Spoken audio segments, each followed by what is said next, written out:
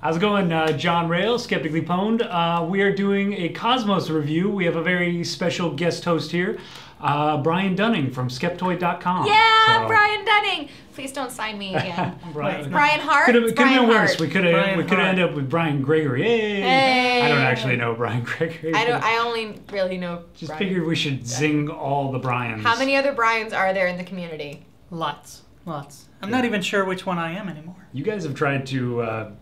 every Tam, there's a Brian picture, and it gets bigger and bigger. Well, here's the Brians thing. of Tam. It's not as scary as, like, the bald men with glasses contingency, though. I mean, it's not quite as terrifying as you haven't met that. us. You haven't met us. Yeah. It's frightening. It's pretty frightening. I don't know. I'm pretty involved in Tam. How have I missed you guys? Like, we're an ugly lot. We really are. Yeah. Fair enough. A lot of Jews, too.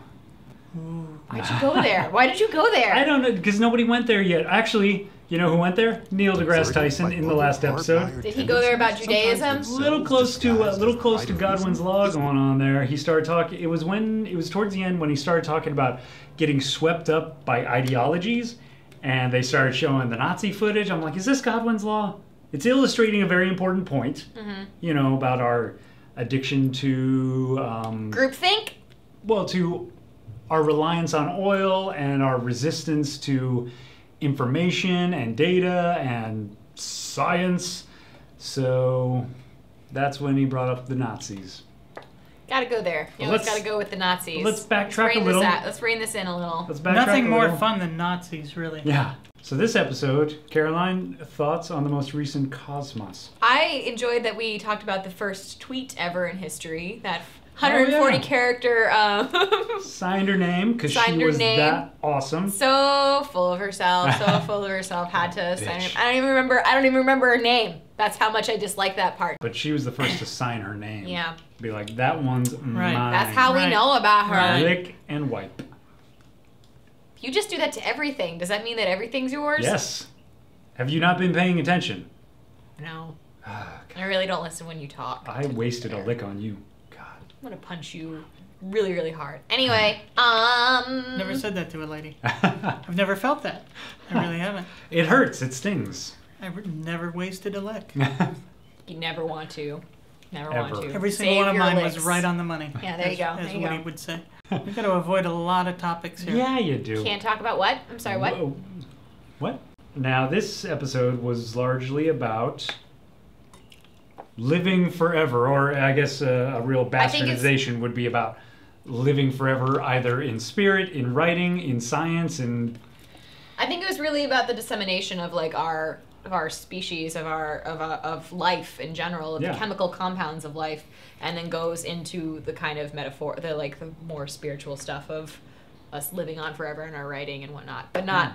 Not necessarily living forever. Yeah, it's not about the Fountain of Youth, but it was about the Fountain of Youth. It was the spirit. It was that Hugh Jackman movie with. Oh God, the Fountain. It was that one. They could have added 5 fucking minutes to that film and it explained everything perfectly, but they had to be obtuse. See how fun it is to get John Rael on tangents about nothing? It's great. Stop it. Nope. Brian. Can't stop. But it was a pretty movie. You have to admit it was very beautiful. Now they're both on a tangent. Yes. No. Now let's talk about The Prestige. No. God, that movie's awesome. Anyways, Brian, microorganisms in space.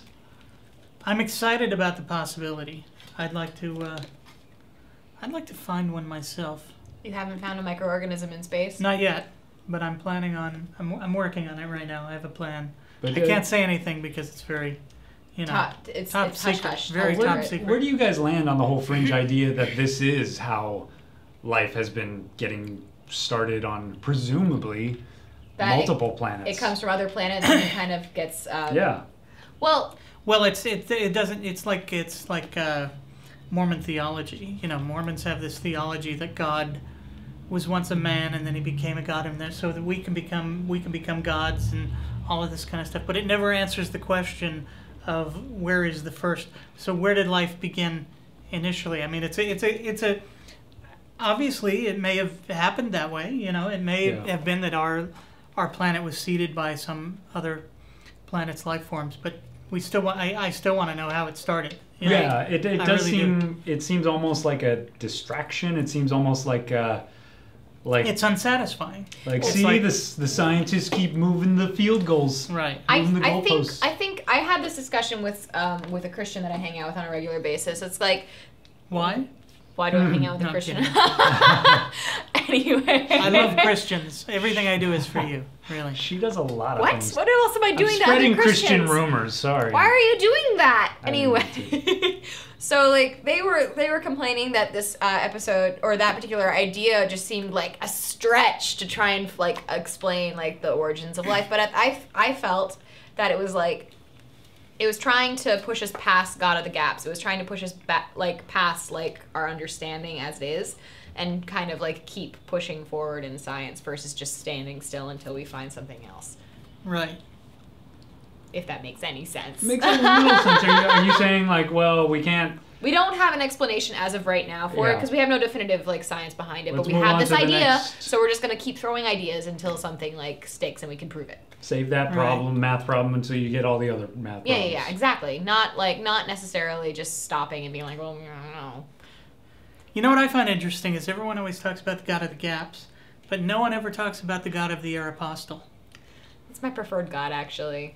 Aeropostale is meant for... It's meant mostly for, like, younger girls. Like, it's... What was the god reference? You just... God of the Gaps. It's when you... Gaps is another clothing store. It's a clothing store joke. Yeah. I get it. And the last horse cross. It was not a very. It was not a very good one either. It was not a very good one. Because Aeropostale sounds very religious. So I'm like, is this a zinger of the Catholic tradition of? It's a clothing. It goes back to Greece. Aeropostale was friends with Aristotle. You a lot guys of people don't know that. You could have literally made up anything. And I would have went for it. I was like, oh, I've never heard of that. He just really wants to believe everything you say. I've never heard of that Christian tradition. You should try to be a little more skeptical. Yeah, I mean. That's why I hire you guys. I'm going to get kicked in the nuts for that. I know it. I really am. People are going to think that we cut because I said something awful? Yes. No? Okay. That's why I got a secondary camera so I can smoothly... Yeah, my question... You know when the crops all started to get salty in, what was it, the Mayans? Now, did that cause the drought, or was the drought happening at the same time as we're not able to grow our crops? It's almost like a chicken and egg kind of question. Yeah. I think you're saying here. Well, I don't think the drought brought the salt. So I think the salt was definitely their irrigation system. Right. And so that's why their crops started to die. But because it was a world event. It wasn't just a one civilization. It was probably a drought happening. Then the salt was an issue as well. Oh, okay. Because it wasn't just them. It was other cultures. That was what Neil deGrasse Tyson was trying to express. Oh, okay. And did they have pepper as well?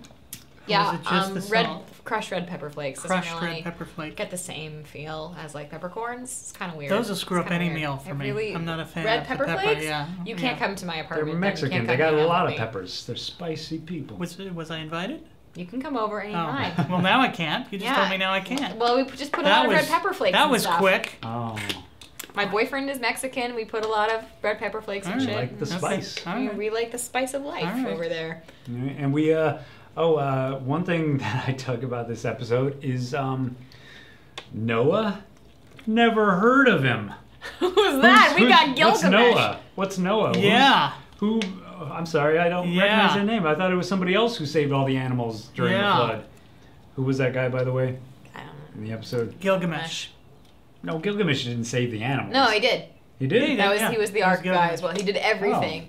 Basically everything. Okay. All of the trials of Hercules, they were kind of covered in there. All of like the random like Bible stories were kind of covered in there. You really do your research. Yeah. I just recall the old guy on the boat looking tired. That was old Gilgamesh. Old Gilgamesh. Oh, Aged Gilgamesh. Aged Gilgamesh. All right. On his travels, Gilgamesh encountered a wise man named Utnapishtim, who told him the story of a flood that destroyed the world, and how one of the gods instructed Utnapishtim to build an ark to rescue his family and the animals. Gilgamesh. I'm gonna trust you guys. Gilgamesh. It's G-I-L. GI track. Gamesh. I'm the trusting kind of skeptic. Gamesh. You really are. Anyway, I wonder. I have a question for the audience. When watching that scene where Gilgamesh got referenced, how many of you guys experienced next-gen jokes or references? Or people blurting out something like, when the walls fell? Just curious. The only reason a lot of people know the story of Gilgamesh is because of that episode where... Patrick Stewart explains the story of Gilgamesh. Yeah. Well then. And he does so in that beautiful voice of his. He can do anything in that beautiful voice of his. He can. He really He can. can do whatever the fuck he wants. He can. He's been in this series, in fact. Kind of like... He has? Oh, he has. That's why he can... Yes. And he's seen it all. He has. He's So, seen it. He's seen it all. It's too late. He's already... It's too late because I've seen it all. I've seen it all. It's one of my favorite things in life, ever. That extras episode. Yes. I did like the animation in this episode. I liked it a lot more than usual because it was very stationary, very stoic. Like, it had the nice voiceover and, It felt a bit more sweeping, a bit more epic. And it wasn't that stilted South Park.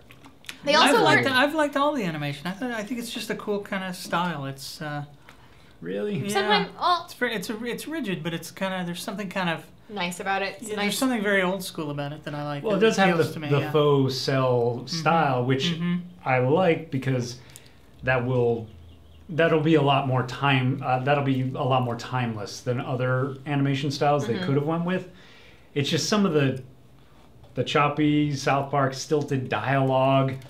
You know, like, I recall some other scientists having trouble with this exact same thing and getting their eyes burned out. I think my eyes. There was less of that. Well, that was just bad writing. Yeah. That had nothing to do with the animation. Oh, my eyes. Faux Cell, by the way, is the follow-up to Splinter Cell, if you guys don't know that. Wasn't very good. I don't know what's going on It's a Tom Clancy video Yeah. game. What are you guys talking about? Go ahead, I interrupted you. I don't even know what I was talking about So rude anymore. of me. Shut up. You're talking Shut about... up.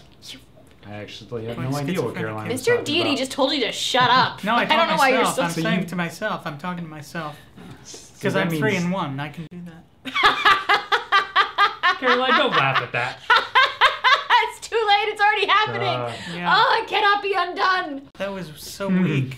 So weak. Oh, goodness. Now you guys know why I actually spend time writing Deity. Because I can't do this off the cuff. You're doing okay. You're surviving. You're rocking and rolling it. Okay, all right. Getting Surviving, through it. great. Yeah, that's how a lot I of really like comics to make a encourage living. people. Just so you know. One thing I forgot to mention, and I hate to go back and forth here, but this is all jumbled up anyways. I like it when you go back and forth. Thank you, babe. Episode 11, at the end, the really optimistic, like, maybe we'll travel, maybe we'll be fast and light, blah, blah, blah. In the future, we're still white. And I gotta say, that made me... We are. That was relieving. Well, that was 2 of relieving. us are white. See these legs? This lives on through eternity. This is fine. I just want you to This know. will be gone. Despite what all my Facebook friends we are think, so I don't white. happen to be white. A lot of Facebook friends I have think I'm white. I don't How know. do people think you're white? I can tell you're I not think white. it's the voice. Yeah, I can see it from here. The voice throws you. Yeah. It's got that. Also, you have the soul of a non-white. I can feel that you too. can sense it. I have the soul of a black man. A lot of people don't know that. They It was weren't- good. Not enough water bears. Watch it if you've still got it on your DVR.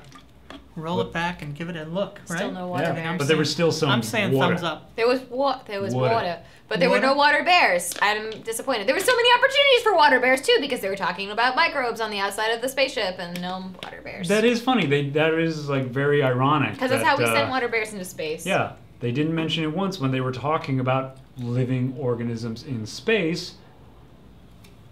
Here's my heart. Yeah. Here's it breaking. What the hell? Missed opportunity. It was a giant, like, it was so big. How could you miss it? Water bears in space. We're talking about microorganisms in space. Bears in space. Well, John does that. I'd like to talk to you about herpes. It's the gift that keeps on giving, really. It's never herpes is the Greek god of regret. I don't know if you know that. Sorry, that was from a Mr. Deity episode. Believe it or not. I think I came up with that. I should get credit. We'll link to it down here. Yeah. What episode was that? Someone's having Mr. Deity and the Woman. Don't link to it because I get in more trouble. Wait, what is that episode? Mr. Deity and the Woman. Don't watch it. If you watch it, don't write me mean emails or post mean comments. We'll post the new one, the Way of the Mister. What you don't get is that I'm not the misogynistic. It's the character. They're missing the joke. And the whole... Well, they just get it. I don't want to get into it. I'm going to get in trouble. I'm not saying anything. I'm not saying anything. And the camera won't even let you. The camera's not even going to talk about it. It's that bad. All right. The camera was upset about that.